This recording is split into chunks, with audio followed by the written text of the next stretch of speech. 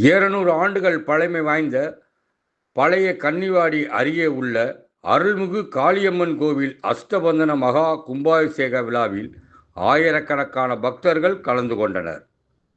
திண்டுக்கல் மாவட்டம் ஆத்தூர் தாலுகா பழைய கன்னிவாடி அருகே உள்ள சுரக்காய்ப்பட்டியில் அமைந்துள்ளது 200 ஆண்டுகள் பழமையான அருள்மிகு ஸ்ரீ காளியம்மன் திருக்கோவில்.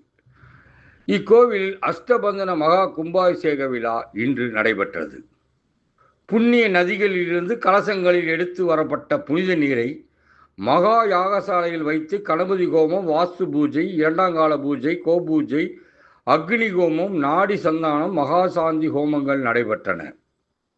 அதனைத் தொடர்ந்து இன்று காலை ஸ்ரீ காளியம்மன் ராஜகோபுர கலசத்திற்கு பரிவார தெய்வங்களின் கோபுரங்களுக்கும் புனித நீர் தெளித்து மகா கும்பாபிஷேக விழா நடைபெற்றது.